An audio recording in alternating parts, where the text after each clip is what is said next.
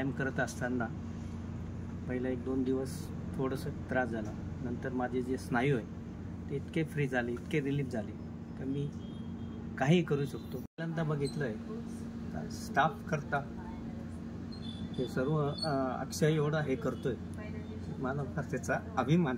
काही उठल्या उठल्या मला चालता नाही यायचं तर मी थोडंसं वाकून चालायचो.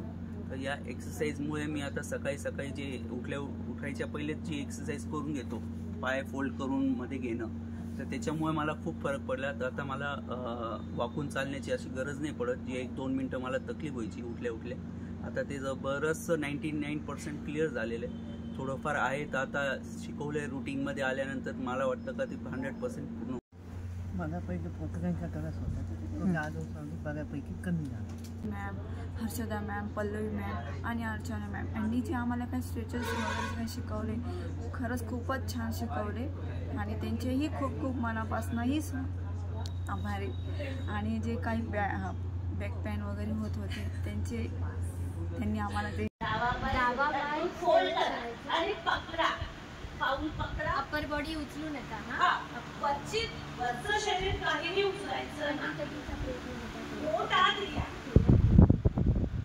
1 2 3 हर्षला 1 2 3 4 5 या हाताने पाय पकडायचे. 7 8 9 10 11 12 13 14 15 16 17 18 19 20.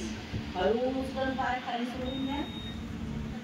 हे करत असताना स्ट्रेच जाणवला पाहिजे.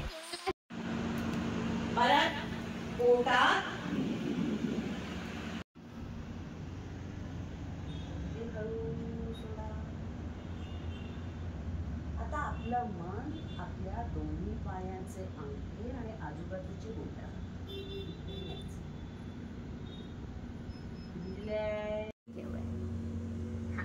अभी पहले सीधा वाला करके देखना. पेट अंदर ऊंचा, फूक मारते हुए पहले पेट अंदर खींच लो.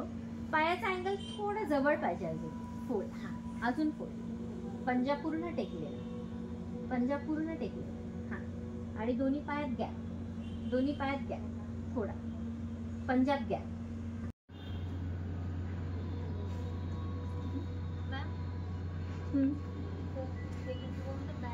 केला तरी चालेल, पण प्रॉपरली करा. येस. हा जो व्यायाम आता आपण करतोय ना, हा तुम्ही दिवसातनं 1 किंवा 2 वेळा केला तरी चालेल, पण प्रॉपरली करा. आणि योगा हे पण आम्हाला माहिती नव्हतं जास्त, त्याच्यात अनुभव नव्हता. आणि माझा पाय रोज इथं सूज यायची माझ्या पायाला जास्त. आणि मला थोडं म्हणजे पहिल्या दिवशी थोडं बरं वाटलं व्यायाम करून. आणि अशा 10 दिवसामध्ये थोडासा पाय सुजणं बंद झाला आणि थोडं मला फरक जाणवला.